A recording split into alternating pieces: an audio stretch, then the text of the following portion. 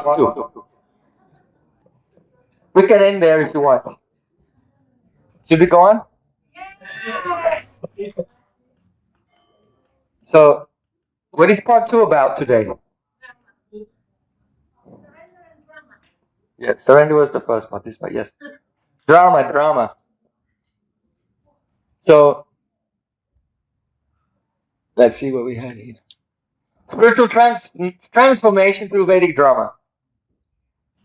Okay, so generally, these days, people have the idea that to see a drama is entertainment. People go to the theater, they go to the cinema, mainly to enjoy. But the path of bhakti, the path of devotion, is not about us. It's about giving pleasure to the Supreme Being. It's about becoming imbued with the ecstatic love which overpowers us, which possesses us, which is such a strong current. We are washed away in that love. Not only us, even Krishna himself is washed away in that ocean of love. Krishna ranachaya prem bhakta ranachaya apin nachaya tina nachaya kathai. The great Saint Krishnadas Kaviraj Goswami, he said that love makes Krishna dance. Love makes Radha dance. And love itself is like a third person. And the three all dance together. But even Radha and Krishna are controlled by love. This is why Chaitanya Mahaprabhu taught that the goal of life is not Krishna. The goal of life is not Radha. The goal of life is not Radha and Krishna. What is the goal of life? Prem. I'm so foolish, I keep forgetting this. So my Gurudev, my teacher, just to help me, gave me this name. Prem, Prayojan. Das. Prem means love and Prayojan means the goal of your life. That is the goal. It's even the goal for Radha and Krishna. Because though they have it, you can never fully have it because it was increasing. At every moment it's new and fresh and surprising and unexpected. This is Prem, transcendental love. So don't think that mukti, moksha, nirvana, liberation, the goal of life is when you become free from ego, the drop of water enters into the ocean of light. There's nothing there. Oh. It's just like an eternal computer screen of death.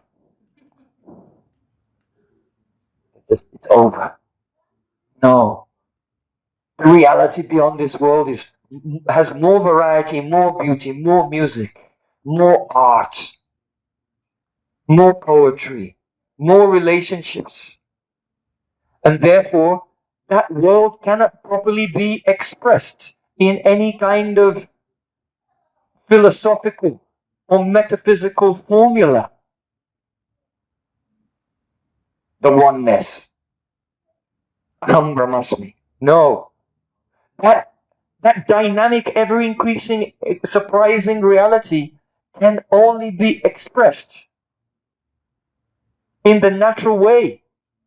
That means by its own nature, that it is Leela. It is eternal, perfect spiritual drama going on. So the supreme reality itself is dramatic. It's of the nature of drama. The drama of eternal love of Radha and Krishna in Vrindavan. And therefore, it cannot be expressed in formulas of this world or concepts. So the great saints have expressed and communicated and channeled and manifested the visions of the spiritual world through divine drama. And that drama, watching the drama and playing in the drama, both are acts of service. They're acts of bhakti. Unless we come into the drama with the ego. We're not surrendered. Let's say you're in the drama and you get on the stage. Now I'm playing my part. Everyone's looking at me. No, that won't be bhakti. But for those who are surrendered, being in the drama or being in the audience, it becomes an expression of devotion, and everyone gets carried away in the waves of love. I'm sure some of you were experiencing it today in the drama. So, in Western tradition, dramatic theory has been described in ancient Greece, and we have inherited our dramatic theory in the West from ancient Greece. Now, perhaps you know Plato. If you don't, here he is. Say hi to Plato. So Plato, he didn't like drama. He wasn't interested in drama. Why? A couple of reasons. One reason is that he considered this world to be the reflection of the universal forms. The eternal reality has forms, and the forms here are just a reflection of that. So if you make a drama in this world, that's not even the real illusion. The drama, for Plato, a drama is like an illusion in an illusion. So instead of turning us away from the world and towards the eternal realm, you're just in the world and in the illusion and getting lost in another illusion inside the illusion. This was Plato's attitude towards drama. But he also had a personal grudge against drama in his life. Why? Why? Perhaps you know his guru. What was his guru's name? Socrates. Yeah. So Socrates was arrested. And he was arrested for disrespecting the gods of Athens and for corrupting the youth. And he went on trial by jury. And the jury found him guilty. And he was sentenced to die by drinking hemlock. And that was the saddest day of the life of Plato. It's that you cannot read the trial and death of Socrates by Plato without crying. When he loses his guru, who he considers the most noble and great and generous man who'd ever met. So why did the jury find him guilty? He was actually innocent. He was innocent, but they found him guilty. And the reason is that many years before, there was a playwright called Aristophanes. And Aristophanes used to write comedies. And he wrote a comedy. And one of the characters in his comedy was named Socrates. And he was a rogue. And he was going around and teaching sophistry. He was teaching sophistry, how young people could defeat good arguments with bad arguments. And he was disrespecting the gods of Athens. And so everyone had an idea of who Socrates was, not from actually knowing him. They didn't really know him. They didn't react with him. They had a false idea of who he was from a character called Socrates, a parody of him that they'd grown up with. They'd grown up with childhood seeing these comedies. And they thought, well, yeah, we know him. We saw the comedy about him. But it didn't match with reality. And so being influenced by drama, and that's an important thing, that drama influences us. Right? It influences us. Just like many social engineers today say, it's no problem. You can watch movies with sexuality and violence and everything. It won't affect you. But you also pay $10 million for a 30-second advertisement, during the Super Bowl or something like this. Because the people are not affected by the things they see, right? No, we are. We are affected. We're deeply affected. So because they were affected by seeing that parody, then they were sure that Socrates was guilty of the blaspheming the gods of Rome and corrupting the youth, and so he died. So because of this experience, Plato, he was not open, his heart was not open to accepting that drama actually could be used in a positive way. So his student, Aristotle, he took another view towards drama. And he considered that, no, drama is good, it can be educational, but most of all, drama can be therapeutic. Drama takes us through catharsis. Many of the Greek dramas were tragedies. And according to Aristotle, if you go and you sit and you watch a tragedy and you become emotionally involved in it, and that sorrow is there, it cleanses out the sorrow in your own heart, and then when you leave the theater, you feel refreshed. So drama can have a purifying effect, catharsis. Now, in Vedic culture, everything is connected. It's not just an education about this world. It's not just an education about the romance or chivalry or any of the themes of romantic poetry and so on. It's not just a cathartic experience, like a type of psychological therapy, but the purpose of all the Vedas in Bhagavad Gita, Vedaischa sarvam ahameva vedyo.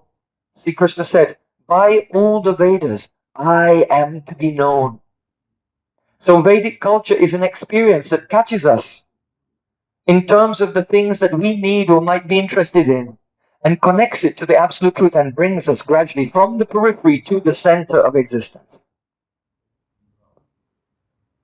So, the purpose of Vedic drama was not like today. A lot of entertainment causes the public to become more and more degenerate, specifically designed for that in many cases, to pollute the consciousness of people. But Vedic drama was constructed by the playwrights in a very psychological way to capture your heart and give what is called samscar. Samskar means psychological impressions. The powerful experiences that we've had in this life and previous lives, they have left deep impressions. Just like if someone walks on the beach and in the wet sand, they leave behind footprints. So all of your experiences that you've had in previous lives have left footprints called samskars in your subconscious mind. And believe it or not, as long as we identify with our body and mind, all of our choices, all of our decisions and our free will is not really free. We're simply under the grip of our past samskars. That's how our karma chases us. Not only from outside. Karma doesn't come only from outside. It comes from inside as well, from our past samskars. So when you're in a situation, you decide, what should I do? What should I do? Then what happens? You just wait for a second and the idea comes what to do. But that idea is actually that the situation has triggered a samskar from a previous experience. And you're responding under the grip of a previous experience. And so the chain of karma is perpetuated. So what is important in spiritual life is that the sadhus and the various aspects of Vedic culture should provide experiences for us that stamp our subconscious mind with new impressions. And then we come under the control of impressions which are guiding us to be more and more ethical, moral, and ultimately purely devotional. Devotional samskars. The devotional samskars are called Vishesh samskar. Transcendental impressions that transform our character so that we naturally gravitate towards the loving service of Krishna. So this is the purpose of drama. There were also dramas about worldly activities, and those dramas give the samskar impressions of how to become an ethical person, more ethical, and have faith in the Vedic culture. And the great saints have manifested also transcendental dramas, and they're of a completely different nature, because when the actors are full of love and the audience is full of love, then the divine reality descends and manifests. In other words, the stage on the theatre becomes a portal to Goloka Vrindavan. The stage becomes a portal to the spiritual world. But we cannot do that alone. It can only manifest together. So it's very important. I was so satisfied and inspired to see how all together the devotees were serving together to create that portal through which we could have a vision of what. Did you see Radha Krishna sitting on a spring in the rainy season, on a swing? Radha Krishna sat down together on the swing, and they were swinging beautifully with their hair blowing in the breeze, overwhelmed with love for each other. Then we saw how Krishna gave his peacock feather to Radhika. Very confidential, I will not even speak about that in a public place. Because everyone's watching on the live stream. If you turn off the live stream, I'll tell you. No. So, but then Krishna left. He left Vrindavan. And Radhika was all alone.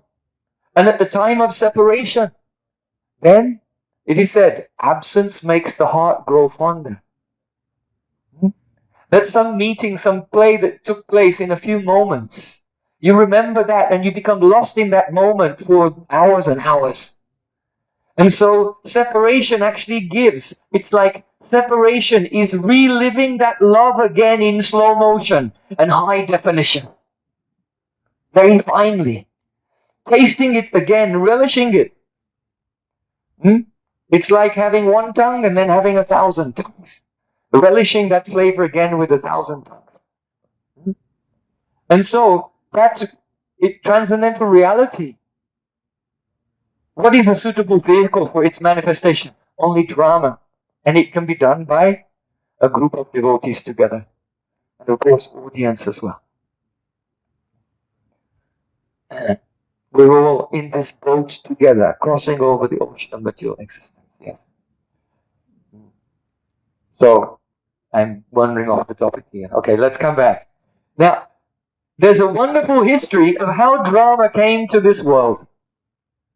So, if we go back thousands of years, what time is it? What time is it? Yes, it's Kali Yuga. So this is the dark age of quarrel and hypocrisy. But 5,000 years ago was just the end of the previous age that's called Dwapara Yuga. And it's 10 times longer than this age. And it's more pure. And the age before that is Treta Yuga, and the age before that is Satya Yuga, the golden age. So millions of years ago, each age is 10 times longer than the previous one, so you can imagine. Millions of years ago in Satya Yuga, which began with the reign of Swayambhuva Manu. In that golden age, all the people, they were naturally Paramahamsa, Swabhavik Paramahamsa, naturally, spiritually enlightened. That was their nature. But as the golden age passed and came to the silver age, Treta Yuga, then pride began to creep in. And when pride creeps in, then envy comes along with it. Greed.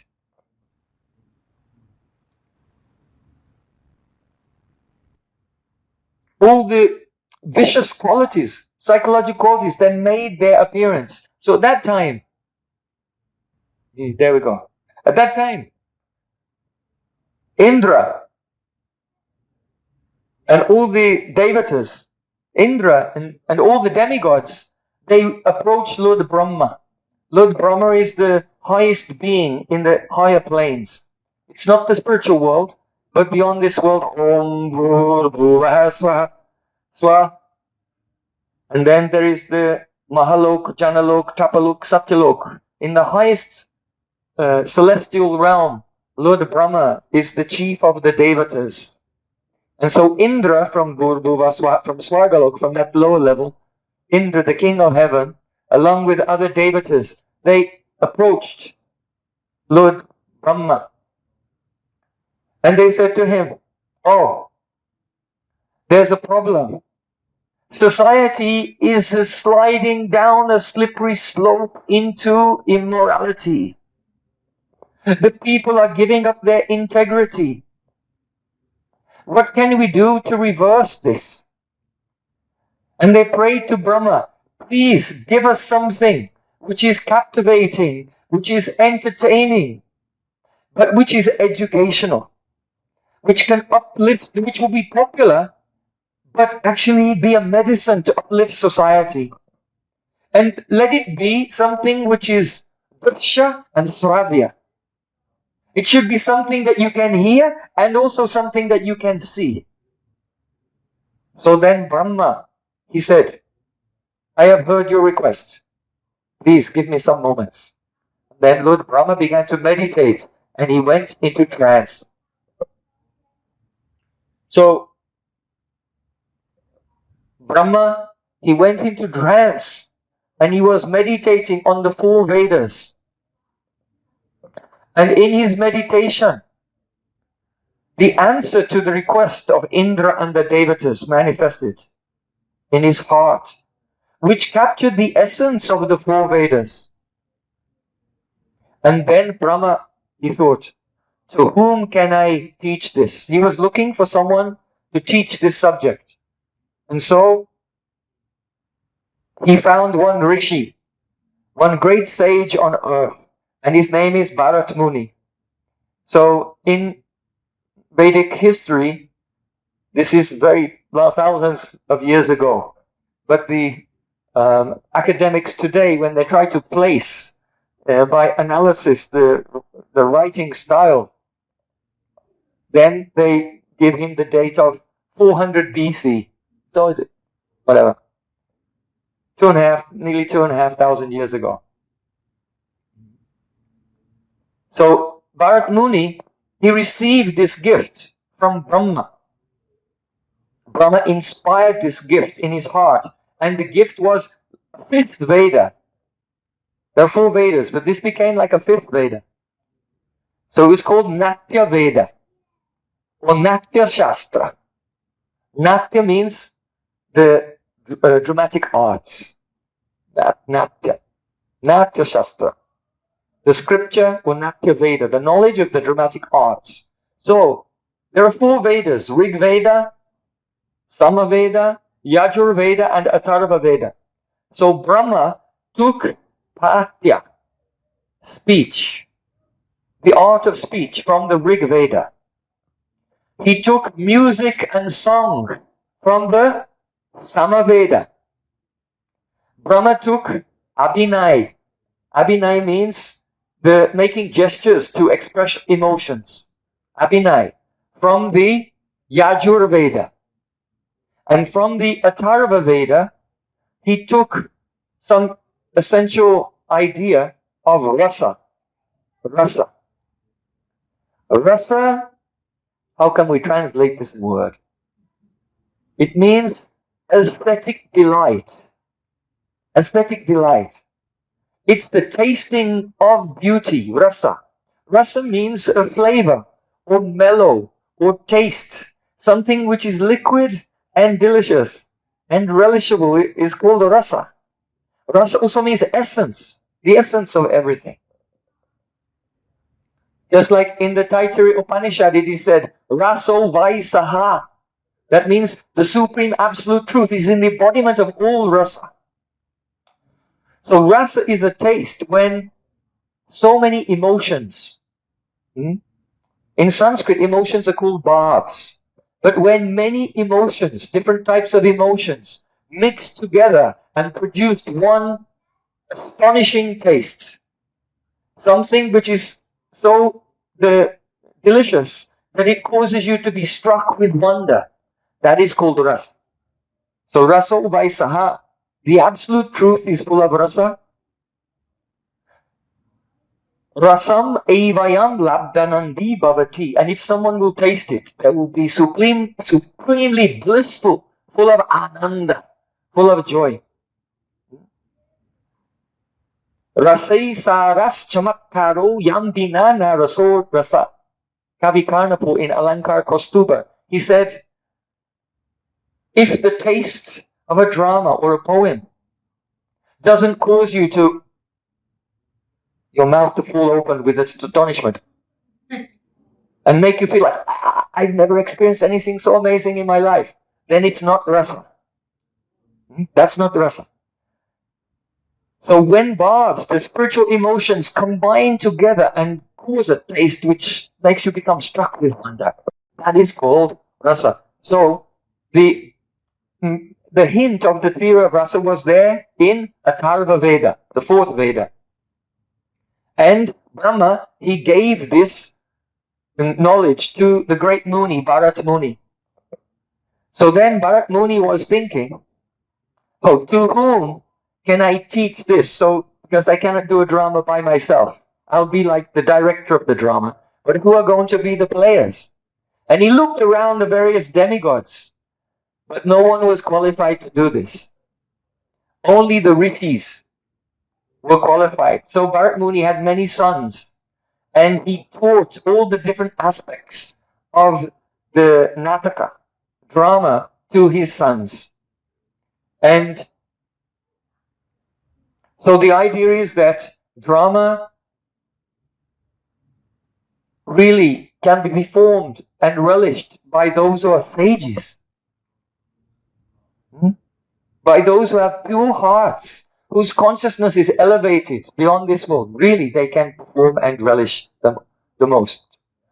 Others, they can get something. They gradually become elevated by it.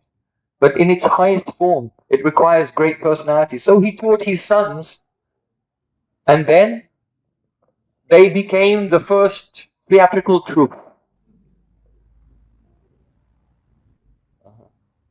But there was no theater. There was no theater then. They just had a theatrical troupe. And Bharat Muni said, okay, the first play will be called Indra Dhwaja, the flag of Indra. We will celebrate. That's not the name of the first play. That's the day on which the first play was performed. Indra Dhwaj. That means the celebration of the glories of Indra, the flag of Indra. So that's a day that comes every year. So Bharat Muni decided on this day we'll perform the first drama ever in the universe. And this first performance was a total disaster. I just want to say. The first dramatic performance in the universe was a complete disaster. Why? So Bharat Muni, he received the order from Brahma that the drama should be about itihas. Itihas means a Vedic history. Should be about a Vedic history. So they decided to do the history of the Samudra Manthan. Perhaps, there you are, that's Natya Shastra. There's the fifth Veda, the book written by Bharat Muni, the Natya Shastra. And the first drama that was performed was the Samudra Manthan. So that's an ancient history from the Vedas about the churning of the ocean of milk. So I'm just showing you these are some ancient paintings of this. You can see in the middle there's a huge mountain. The basic story is this, that the demons, the race of demons and the race of demigods, they're actually related to each other, they're brothers. Kasyapa, the sage Kasyapa, he has two wives, Diti and Aditi. So the Devatas were born from Aditi and the demons were born from the Diti. So they're also called Daityas, the sons of... So they're cousins, they have the same father and they descend in this way. So in the Bhagavad Gita it's described there's two types of people in this world. Those who are pious and inclined towards God and those who are against spirituality. They put themselves in the center. Ishwaraham aham bhogi, siddhoham balavat those who think, I am in control. I am perfect, powerful, and happy.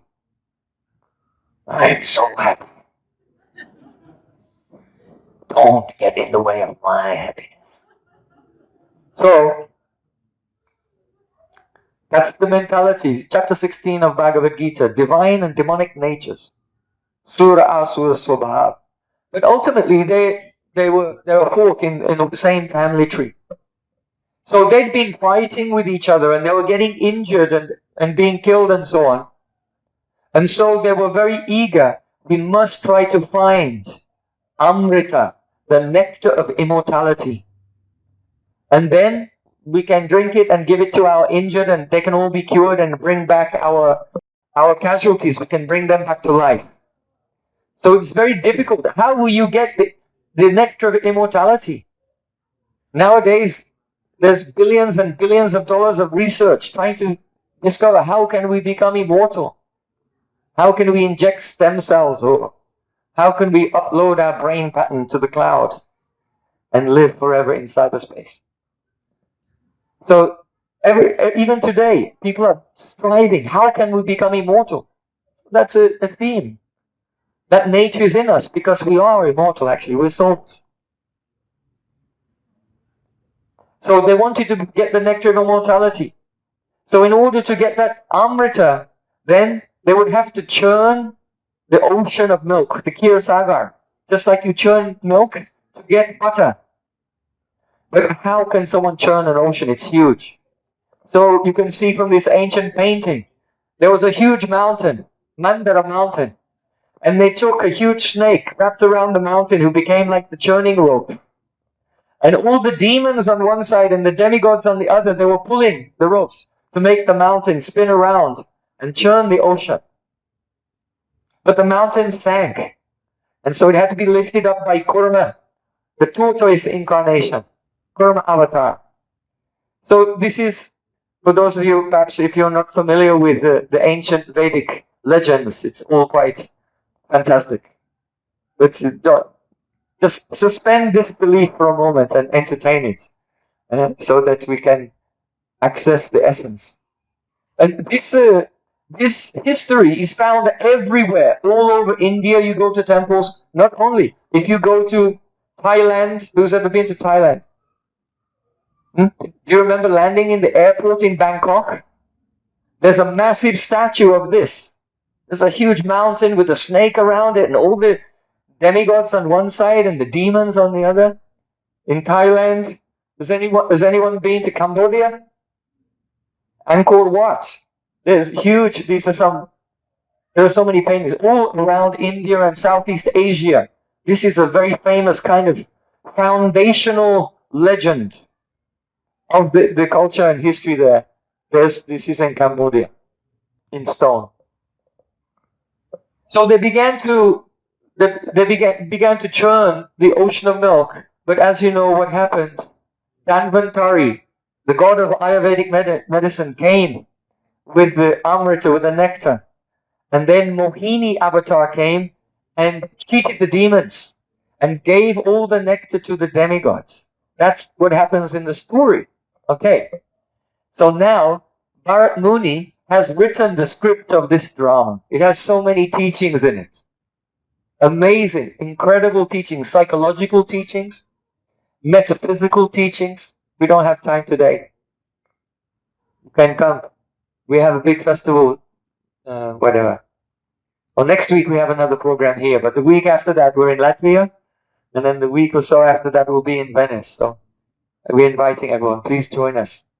We're having some residential retreats from 5 in the morning till 10 at night, the whole day. Kirtan, Harikatha, meditation, philosophy, poetry, drama, and of course Mahaprasad, 3 times a day.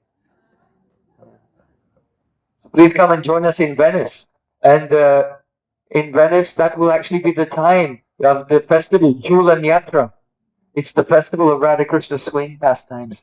So the deities of Radha Krishna in Venice will be swinging there every day for the full 5 days of that festival. So please come. Yeah. Okay, now come back. Bharat Muni has just received this art because the whole society is going down. They're all becoming immoral, and what can we say? Kids these days, they're terrible.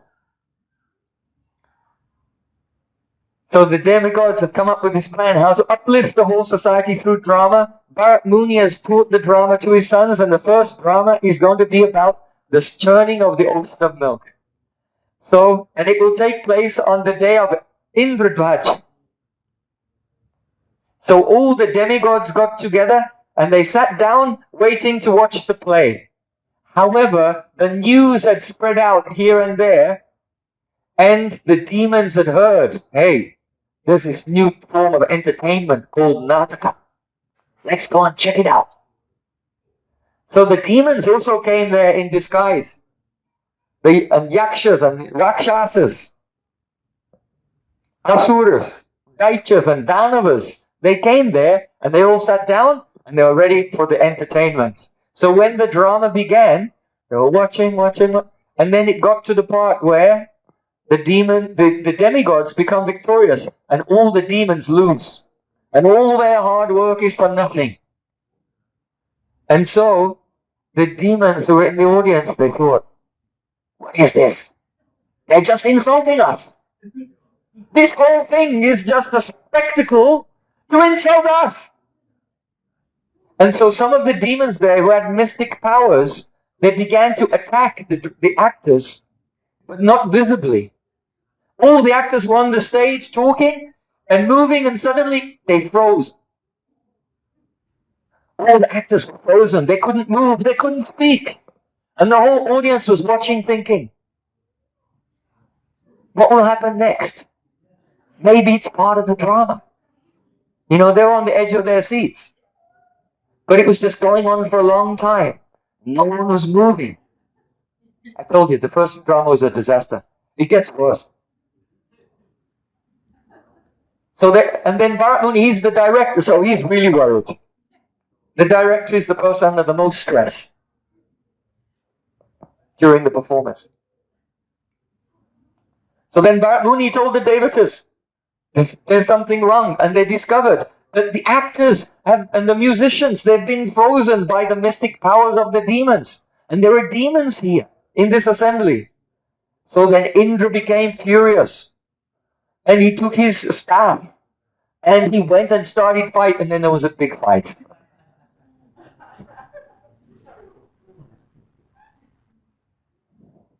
You see, we're so lucky. Our drama went very smoothly, even though it's retrograde Mercury, right?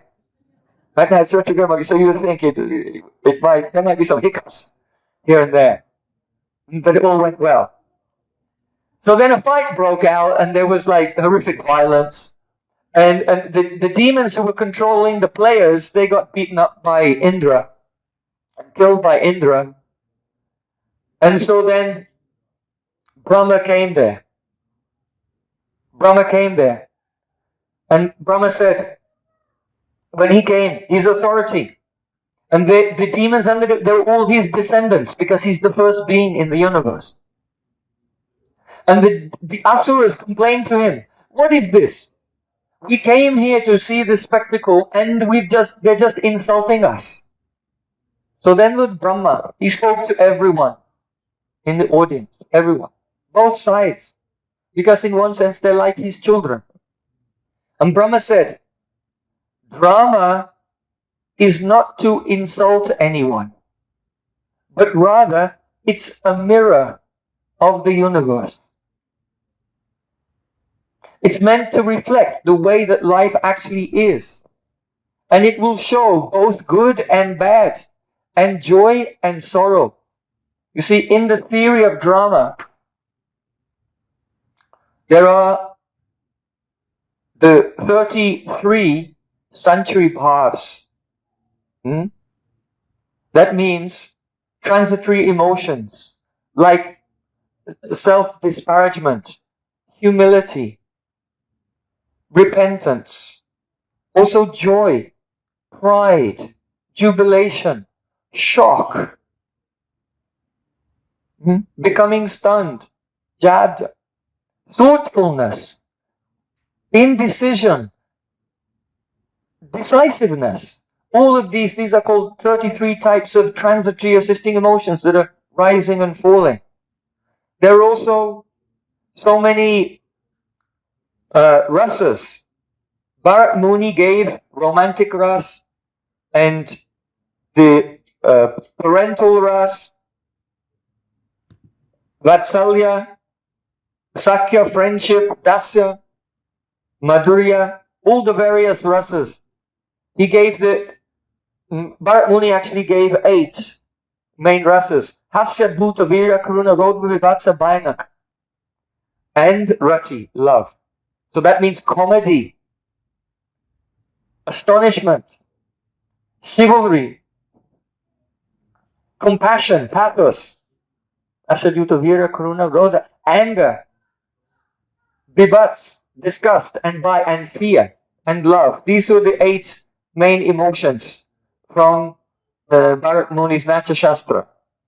The great Kashmiri Pandit Abhinavagupta, in his Abhinava Bharati, he proposed another rasa, Shanta rasa.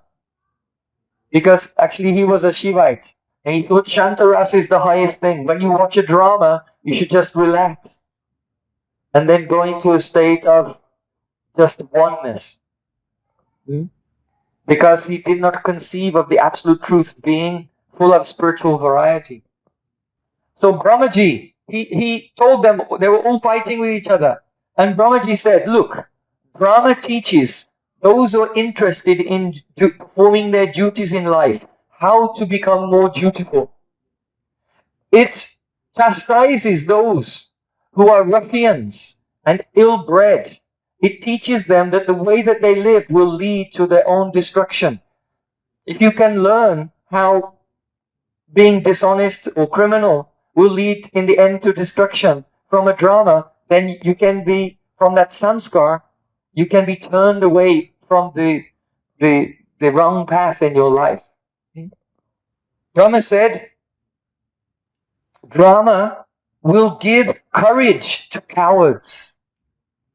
A cowardly person seeing the hero will get the impression of how to be heroic. It will give, and those who are already heroes, the drama will give them energy. For those who are of poor intellect, the drama will enlighten them. And for those who are already learned, they're very learned in the scripture, it will give them wisdom, because wisdom and learning are not the same thing. There's a difference between being educated and being wise. So through the drama, they will have experiences that they don't have to live themselves, but they can glean the wisdom from it nonetheless. The drama will give steadiness of mind to those whose hearts are afflicted by sorrow.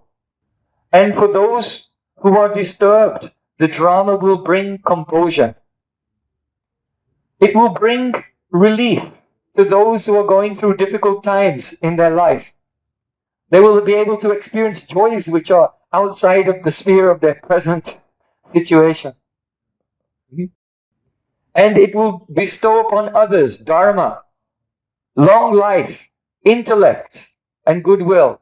In fact, and then Lord Brahma gave the conclusion, na tad jnanam, na tat shilpam, na sa vidya, na sa kala, na tat karma, na tad yogo, na take yan nadrishyate.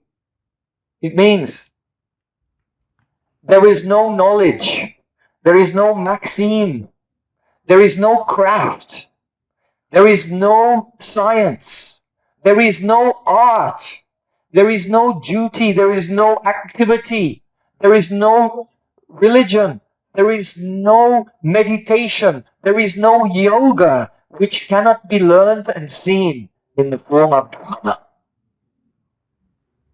So all the fields of human endeavor and knowledge and experience are contained in this art form called the Natakam. Natakam. Natakam is a particular type of drama that has 10 acts and other characteristics. And so, what are we doing when we get together to practice and perform drama, or watch a drama? We have that opportunity to become infused with all the arts, all the knowledge, all the science. There's music, dance, architecture, painting, poetry, and especially rasa. And the rasa, if the drama is of this world, it will lift one to sattva gun. And really those who are truly in sattva gun, they can taste it. But if the drama is about the Leela, the divine play of the Supreme Being, then it gives not the prakrita rasa of this world, but aprakrita rasa, transcendental rasa, which is the very essence of the Supreme Truth, Brahma. Raso vaisaha, rasam hivayam labdhanandi bhavati. There's a very cryptic sutra in the Vedanta Sutras. There we go. Vedanta Sutra 2133. Lokavatu Leela Kaivalyam. Lokavatu Leela Kaivalyam. Lokavat means like this world. Two, certainly. It negates the previous sutra actually. Then Leela means play or pastimes. Kaivalyam means exclusively. And it's an answer to a question. Why does God create the world? And the answer is Lokavatu Leela Kaivalyam. It is a play. It is exclusively play, just like in this world. And the idea is this, that let's say a person was sleeping alone in a forest, and he was very rested, and then he woke up. He's just feeling so good. And he starts to dance. There's no reason to dance. There's no one there to watch him. But his own natural exuberance is making him dance. He's not doing it to get something else. It's not a karma. It's not a reward-seeking activity. So in the same way, why does God create the world? Well, he must have done it to get this thing. Well, no. Because the Supreme Being is Atmaram. He's self-satisfied. He's Atmarama. His Rama, his pleasure comes from himself. He doesn't need anything external to draw pleasure from. So he doesn't do it to get something else. Why does he do it? It's just his natural exuberance. But that natural exuberance is not only the cause of the world, but Lokavatu Leela Kaivalyam means that in his own world, Lokavat, he plays like an ordinary being. And this vichar, this deliberation, is a miraculous, astonishing, and unique contribution of Vedic culture. Because when people think of God, very often they think of an unembodied mind. It's like a mind that's everywhere but has no shape or form. Huh? God is like an unembodied mind. But then that can fill you with awe. But you can never be close to an unembodied, all-powerful, all-knowing mind. The difference, the power differential is so vast that you can't be close. You can't interact in an intimate way. And that Supreme Being, if he's only like that, he's also actually limited. Because he himself cannot experience the interactions. He cannot. If you're omniscient, then you can't even have a game of chess with anyone. Because you know all the moves they're going to do before they make them. Be boring. If you're omniscient, then there are zero surprises in your life. So you say God is unlimited, but he can't be surprised ever. So the Vedas say that in the highest realm, the Supreme Being has a spiritual form, but also his own energy covers his godhood. He forgets his power. He forgets his omniscience. He forgets his omnipresence. So he can interact with his devotees in love. He can become your friend. He can become like your son. He can become your beloved in the mood of romantic love also. So Lokavatu Leela Kaivalyam. This is the conclusion of the Vedas. So now, in the divine realm, the rasa of those loving pastimes is eternally flowing there. How can that current of love be brought here? And this is done by drama. There's a characteristic or a phenomenon, let us say, called sadarnikaran. Sadarnikaran. It means the generalization of emotion.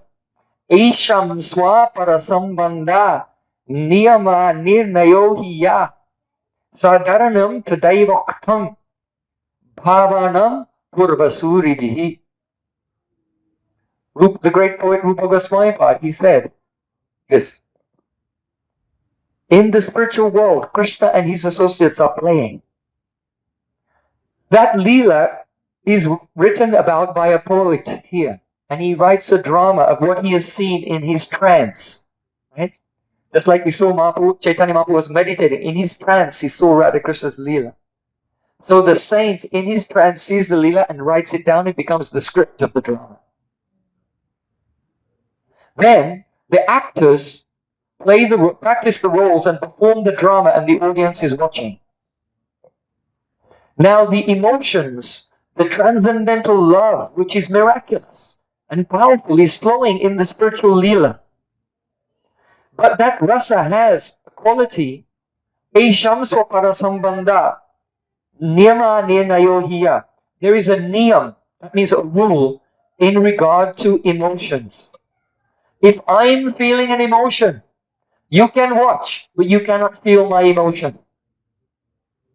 You're not feeling the same thing as me. So the niyam is swa and parama. Para. Esham swa para sambandha niyama nirnayo. Now, nirnayo means you cannot ascertain. When there's a transcendental drama and you're absorbed and watching that, then the division between your heart and the heart of the actor and the heart of the personalities in the spiritual world, that becomes removed. The drama itself dissolves the barriers between the hearts. Nigamakalpatro palam shukamukutam ritadrava samyutam bhagatam rasamayam urhurasika bhuvibhavokaha. And this delicious juice of transcendental love begins to flow. And whatever the Krishna and his associates are feeling in the spiritual world manifests in the actors and also overflows, and everyone experiences it. Everyone relishes that rasa.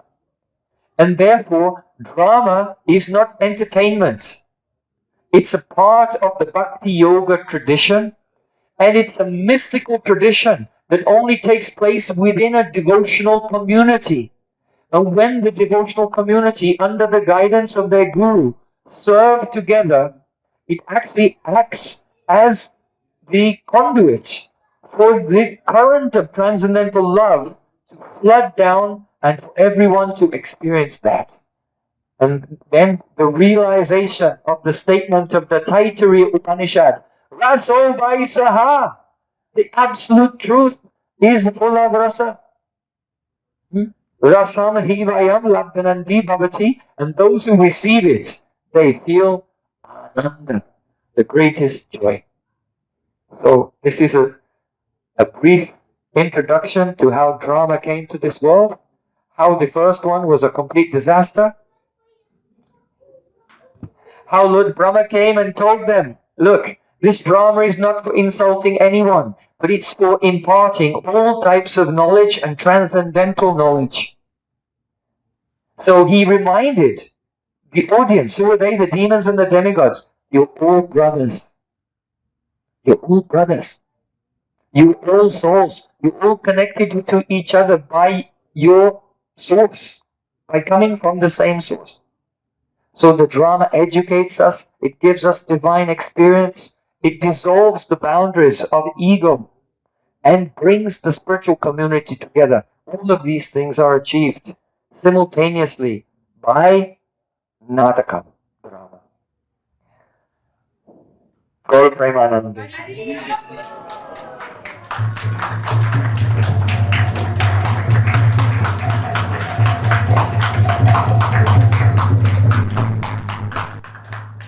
Oh, look, there's a drama in Vrindavan. We're inviting everyone, please come to join us in Vrindavan in our ashram. The ashram is called Anandham, Labdwananda Bhavati. To our ashram Anandham in Vrindavan on the Parikrama Marg in Chaitanya, Bihar.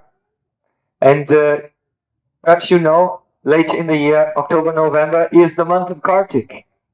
So for 1 month, we'll be engaged in Brajmandal Parikrama, Kirtan, Harikatha, and dramas there in Vrindavan. Everyone is invited. And we'll stay in India for 6 months. We'll continue with the programs in the ashram there until December. And then devotees will go for making a big festival in Goa. And then from Goa, we'll go to Navadip Dham for Navadip Parikrama. And after completing Navadip Parikrama in the spring, we'll come back to Vrindavan and celebrate Holi. Holi! So this is the presentation, Spiritual Transformation through Vedic Drama. One more thing.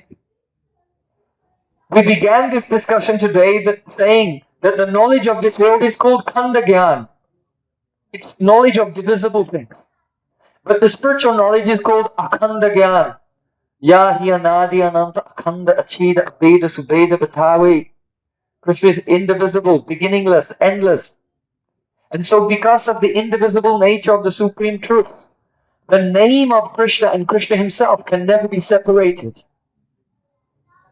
Krishna's form, Krishna's qualities, Krishna's associates and pastimes and Leela and drama are all there in Krishna Nam.